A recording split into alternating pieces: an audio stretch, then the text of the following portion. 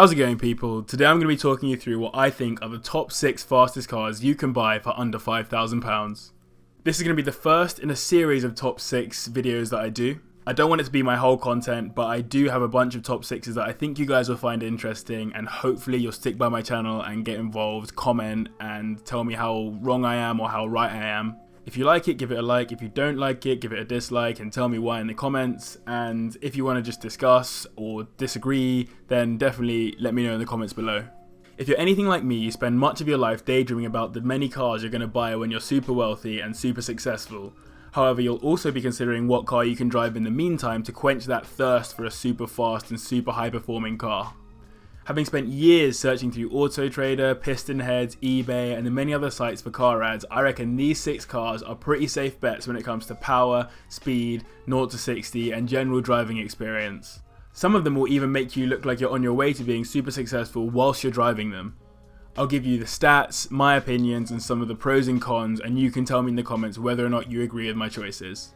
So without further ado, let's begin the top 6. Coming in at number 6, we have the BMW E46 330 Ci Msport or Club Sport.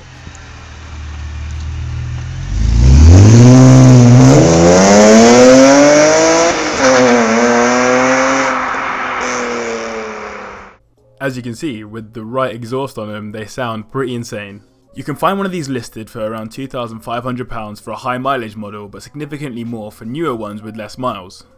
For under £5,000, you could pick up a nice example of a Club Sport from around 2003 with 90,000 miles on it, and it would really pack a punch. The 330 is a 3-litre 6-cylinder petrol engine that delivers around 230 horsepower to its 2 rear wheels out of the factory, making it go from 0 to 60 in 7 seconds. That's not bad for a boring businessman car. Speaking of which, if you're a businessman and you're late for a meeting, and you happen to be in Germany, and you happen to be near a de-restricted autobahn, the 330 will do 153 miles per hour, so don't sweat it too much. In terms of the differences between an M Sport and a Club Sport, the Club Sport is slightly rarer, 20 kilograms lighter, and gets a nice little sport package with different rims and splitters. It also gets a wing that tends to split opinions a little bit, but I think it doesn't look too bad.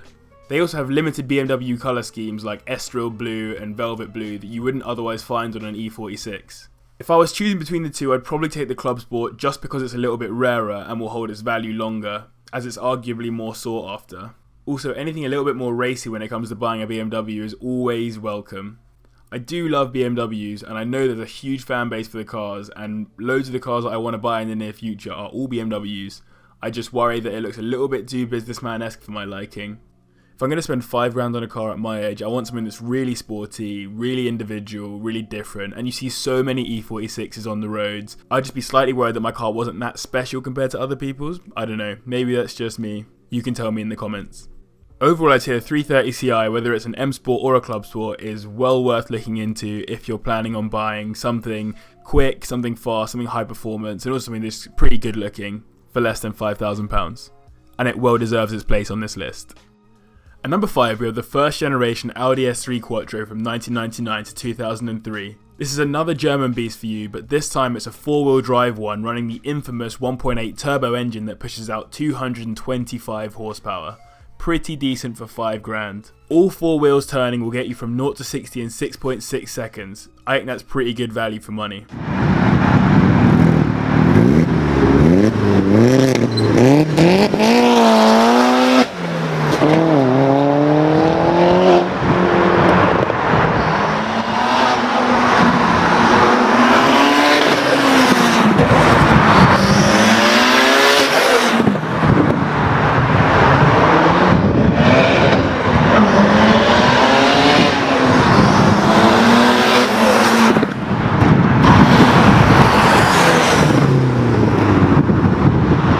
A high mileage example will go for under £2,000, but if you want to get one in good order, then maybe go for the 4,500 mark. And genuinely, you really do get a lot for your money. Be prepared though, there are so many aftermarket parts for anything made by VW. Even my old Skoda Fabia estate had a plethora of parts I could have swapped onto it to make it look, sound and go a little bit faster. So your Audi S3 may become a little bit of a sinkhole for your money if you have any plans to make it faster or prettier or whatever. I've had a major soft spot for the Audis ever since my dad owned a long wheelbase Audi Quattro, so I'd definitely be pro buying an S3. I do actually prefer the larger grille on the second generation model, so buying a Mark 1 would always annoy me just a little bit. In all the snow we were having in the UK, especially in the West Country and up north, this car would have been a great buy.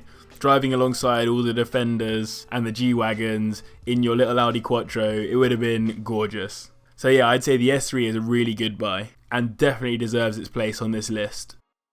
Continuing the VW theme, at number 4 we have the Golf R32, Mark 4 and Mark 5, which you can get for pretty much exactly £5,000, give or take a few hundreds. Funnily enough, you can actually get the Mark 5 cheaper than the Mark 4 in general, as the Mark 4 is a little rarer and somewhat more sought after. Probably because of the hideous plasticky silver bit on the Mark 5's grille. But if you're happy to look past that grille, the Mark 5 will give you a more up-to-date version of the car with practically the same engine, as both have a loud 3.2 litre V6 that puts out 247 horsepower. Just listen to this.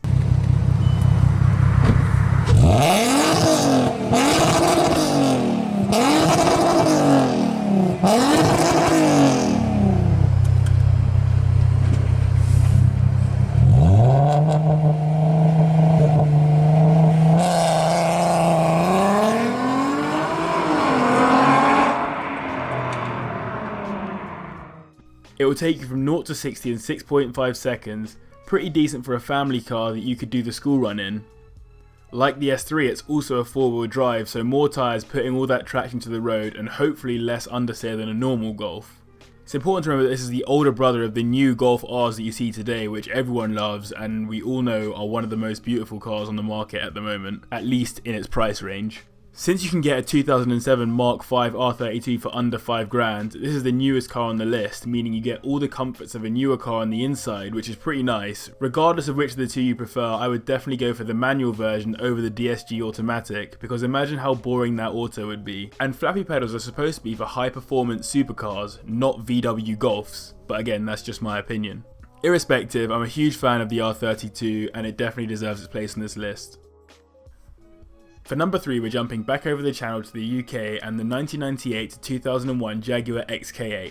If you haven't already heard, you can snap one of these up for under $5,000, but I would suggest aiming for the 5k mark exactly, as the Grand Tour Boys showed just how unreliable these old British cars can be when they're getting on a little bit, especially when they haven't been looked after and maintained particularly well. The original XK8 had a 4-litre V8, it's absolutely insane engine to money ratio.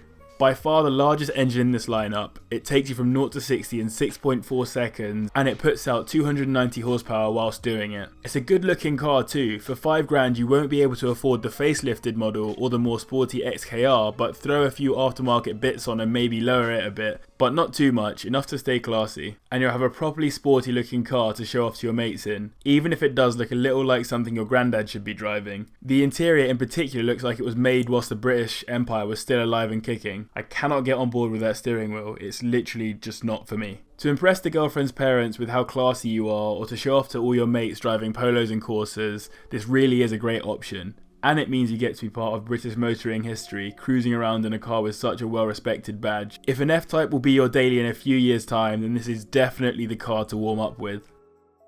Moving into the top 2 now, and I really did have an internal debate over which way round I was going to put these. I decided I had to stick to the original plan and base it on 0 to 60 times. At number 2 we have the Nissan 350Z, which you can get for around £3,500 if you're lucky, or a little more for a less tired model. This car has the sickest sounding 3.5 litre V6 engine for the money, and the modifications are endless, especially considering it's a Japanese car. You can even fit loads of the parts from the Nismo track day version of the car to make it both better looking and better handling. It puts out between 276 to 306 horsepower depending on the year and the model you go for, and will do 0 to 60 in 5.9 seconds. Sub 6 seconds for $3,500. Are you mad? People often call it the poor man's GTR, and I'd happily take that title, especially considering other people think of it as a hairdresser's car because it's pretty bubbly on the exterior. I personally quite like it and would happily buy one. I just wish the interior was a little bit more luxury. It's the same with all Japanese cars, it seems.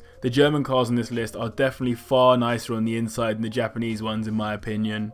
Finally, the moment you've all been waiting for, number 1. Some people will definitely disagree with me on this one, but in my opinion the best performing car for under £5,000 is the Subaru Impreza WRX 2003 to 2007 model. Before I begin on this car, I have to raise a disclaimer. I grew up watching a lot of rallying, so always saw drivers like Petter Solberg and Colin McRae driving the Imprezas, and I knew I always wanted one. I definitely will own one at some point, but it's unlikely I'll ever get a WRX, because you know the moment you get one, you're going to be driving along one day enjoying how powerful it is, and a WRX STI is going to drive past that some yob bought for only £2 more than you spent, and you're going to feel so annoyed and so inferior. The WRX puts out 230 horsepower to its 4 wheels from its 2-litre 4-cylinder engine and goes from 0 to 60 in 5.6 seconds. That's a complete joke for under £5,000. The WRX is also renowned for being such a strongly built car. Common issues that you might expect out of a normal car you shouldn't expect out of the Subaru just because it's built to such a high standard. Pull up at a set of lights next to some random ute in a riced Honda Civic and you'll literally rinse the VTEC out of his car. In a finesse or be finessed world, the WRX is going to do a lot of finessing. It's just a shame it isn't an STI. In fact, it's probably the only time in my life I'll be disappointed if I don't get an STI, if you get what I mean. So just to recap, I've given you my take on the top 6 fastest cars for under £5,000. Those were the BMW 330ci, the Audi S3, the Golf R32, the Jaguar XK8, the Nissan 350Z and the Subaru Impreza WRX. If I had to add a special mention, I'd say the Mark 1 Porsche Boxster 986 is a great shout. The 2.7 litre version puts out 220 horsepower and does 0 to 60 in 6.6 seconds. But Legally Blonde put an end to that car for me. I'd be thinking of the bend and snap every time I got in the car. If you like S3s and R32s as much as I do, you'll love my good friend Street Mods Joel's ones. His S3 was running at around 470 horsepower before he sold it on. Major thanks to him for letting me use his footage, and a link to his channel will be in the description below. Definitely go check him out if you like car tuning videos. He does super in-depth videos showing the love and time that goes into perfect car builds. Thank you very much for watching. Make sure to like the video if you enjoyed, comment if you agree or disagree with my picks, and subscribe to the channel for more content like this. See you in the next one. Listen!